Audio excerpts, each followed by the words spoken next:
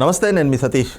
ఆంధ్రప్రదేశ్లో అసెంబ్లీ ఎన్నికలు జగన్మోహన్ రెడ్డిని వణికిస్తూ ఉన్నాయి. ఆ భయంతో ఆయన ఇప్పుడు మళ్ళీ వెళ్ళిపోయినటువంటి నాయకులంతా కూడా వెనక్కి పిలుచుకుంటున్నారు అనేటువంటి ఒక చర్చ అయితే ప్రస్తుతం ఏపీ రాజకీయ వర్గాల్లో చాలా విస్తృతంగా జరుగుతుంది. మరి ఈ రకమైనటువంటి చర్చకు కారణాలు ఏమిటి అనేటువంటి అంశాలు మనతో విశ్లేషించేందుకు ప్రముఖ రాజకీయ విశ్లేషకులు అంకమరావు గారు ఉన్నారు. సార్ నమస్తే. నమస్తే సతీష్ గారు. సార్, ఏంటి ఎన్నికలు నిజంగా జగన్మోహన్ రెడ్డిని ఆ స్థాయిలో భయపెడతా ఉన్నాయా?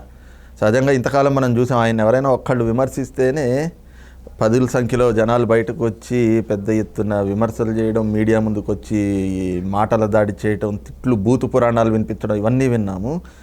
ఈ రోజున ఆయన్ని బయటకు వెళ్ళి తిట్టిన నాయకులే వెనక్కి పిలిపించుకోవటం, ఈ పరిణామాలు ఎలా అర్థం చేసుకోవచ్చు అసలు?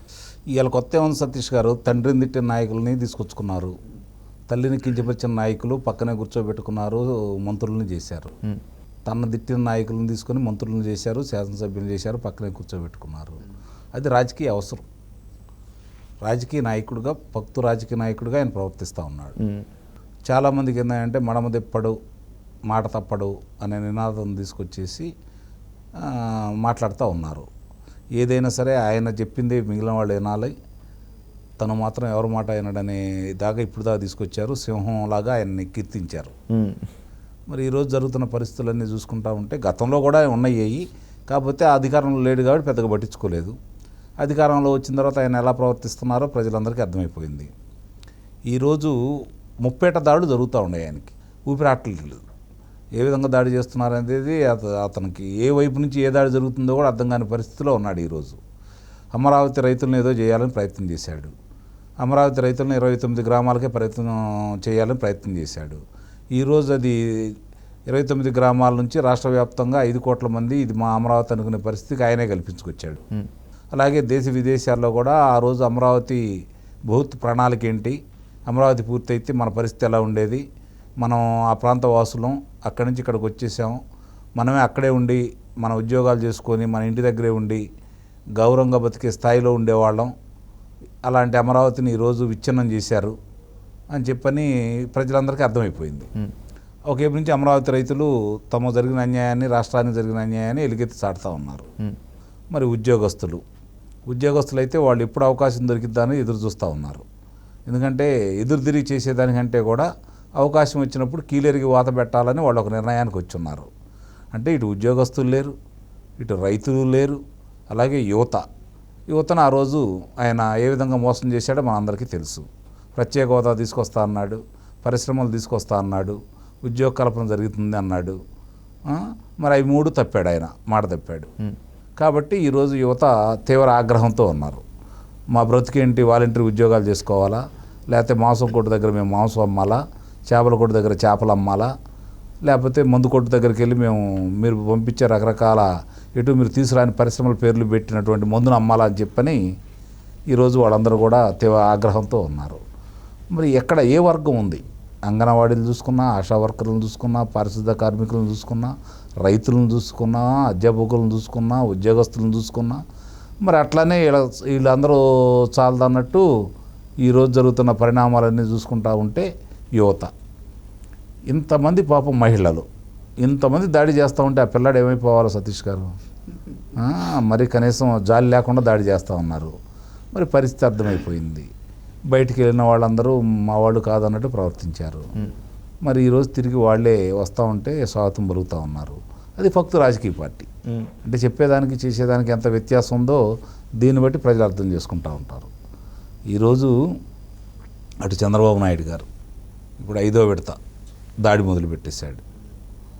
కదలి రారా అంటే ఇప్పుడు అది సభకే అంచనాలు మించి జనం వచ్చేసి ప్రతి కార్యక్రమాన్ని అద్భుతమైన విజయవంతం చేస్తున్నారు ఆయన.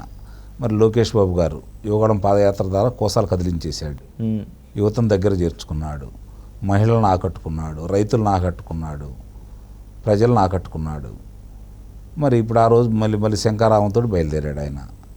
మరి పవన్ కళ్యాణ్ గారు ఒక పక్కన చూసుకుంటూ ఉంటే, మరి వీళ్ళిద్దరూ కలిసి పవన్ కళ్యాణ్ గారు, చంద్రబాబు నాయుడు గారు ముందుకెళ్తూ ఉంటే లోకేష్ బాబు గారు ఎర్ర పుస్తకం పట్టుకొని భయపెడతా ఉన్నాడు అందరినీ. దాన్ని చూసి అందరూ భయపడుతున్నారు. ఈరోజు మరి న్యాయస్థానంలో కూడా దాని గురించి చర్చలు కూడా జరుగుతూ ఉన్నాయి. దాంట్లో ఆయన అవినీతి చేసిన వాళ్ళని, అక్రమాలు చేసిన వాళ్ళని చట్టబద్ధంగా నేను చర్యలు తీసుకుంటాను అన్నాడు. అది భయపెట్టడం ఎలా అవుతుందో నాకు అర్థం కావట్లేదు. మీరు చట్టబద్ధంగా చేస్తే ఆ భయాలతో మీకు సంబంధం లేదు కదా. చట్టబద్ధంగా మీరు కనుక న్యాయం చేస్తే ఈరోజు మాట్లాడాల్సిన అవసరం లేదు కదా. అంటే మీరు ఎంత భయపడుతున్నారో అర్థమైపోతూ ఉంది. ఇక మీరు అన్నట్టు జగన్మోహన్ రెడ్డి గారు ఎంత బాగా భయపడుతున్నారో చాలా స్పష్టంగా అయిపోతూ ఉంది. ఇప్పుడు మీకు చిన్న ఉదాహరణ చెప్తాను సతీష్ గారు. ఆయనకి గత ఎన్నికల్లో కర్నూలు, కడప, నెల్లూరు, విజయనగరం ఈ 4 జిల్లాలు, ఉమ్మడి జిల్లాల్లో ఆ రోజు 43 శాసనసభ స్థానాలు ఉన్నాయి. 43 శాసనసభ స్థానాలు సంపూర్ణంగా ఆయనకే ఇచ్చేశారు.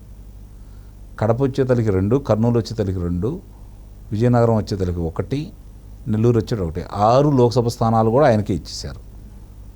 మరి ఈరోజు ఈ 43 నియోజకవర్గాలకు సంబంధించి చూసుకుంటా ఉంటే 6 నియోజకవర్గాలకు గెలిస్తే చాలా గొప్పలా భావిస్తున్నారు ఈరోజు. నెల్లూరులో 1 వచ్చే పరిస్థితి కనపడలేదు, విజయనగరంలో 1 వచ్చే పరిస్థితి కనపడలేదు. ఇప్పుడు ఆయన 151 నుంచి ఆ 3 2 అంకెలు పోతున్నాయి. అది పరిస్థితి ఆయనకి. ఏదో 2 ఉంటాయి, 5 మాత్రం ఉండదు. ఆ 1 ముందైనా వెనకైనా 1 కదా, 2 1 కదా. వ్యతిరేకత ఈరోజు ప్రజల్లో ఉందని చెప్పి ఆయన కూడా అర్థమైపోయింది. కాబట్టి ఏది నమ్ముకోవాలి ఆయన? ఏది కనపట్టలేదు. నిన్నటిదాకా పేదలకి పెత్తందారులకి మధ్య యుద్ధం అన్నారు. ఈరోజు వాళ్ళే ప్రశ్నిస్తున్నారు. నాయన ఇన్ని ఇళ్ళున్నా నువ్వు పేదవాడివా, సాక్షి పేపర్ ఉన్న నువ్వు పేదవాడివా, సాక్షి ప్రసార మాధ్యమం ఉన్న నువ్వు పేదవాడివా, భారతీయ సిమెంట్ ఉన్న నువ్వు పేదవాడివా అని చెప్పని ఈరోజు ప్రజలందరూ చర్చించుకుంటా ఉన్నారు. అంటే ఆయన మాట్లాడి ఆయనకి ఈరోజు వ్యతిరేకత వచ్చేసింది. ఇక ఉత్తరాంధ్ర తీసుకుంటా ఉంటే ఆ రోజు వాళ్ళ పరిసర ప్రాంతాలైనటువంటి విశాఖ విమానాశ్రయంలో జరిగినటువంటి కోడికత్తి నాటకం అనేది చాలా స్పష్టంగా ఈరోజు ప్రజలందరికీ అర్థమైపోయి తిరిగి ఆయనకే వ్యతిరేకంగా తయారైంది. అంటే ఏది చూసుకున్నా కూడా మరి ప్రశాంతమైనటువంటి ఉత్తరాంధ్రాన్ని ఏ విధంగా వీళ్ళ శ్రేణులు వెళ్ళి కకావికాలు చేసి భయకంపితులను చేసేసి వాళ్ళ యొక్క భూముల్ని కానీ మిగిలిన ఆస్తులు కానీ ఏ విధంగా భయభ్రాంతులకు గురిచేసి స్వాధీనం చేసుకుంటున్నారో ఆ ఊర్లో ఇప్పుడు మీకు ఏదైనా అన్యాయం జరిగితే మీ పక్కింటి వాడికి తెలియదా, ఆ పక్కింటి వాళ్ళకి తెలియదా? మరి వాళ్ళందరూ రేపొద్దున ఆలోచించరా?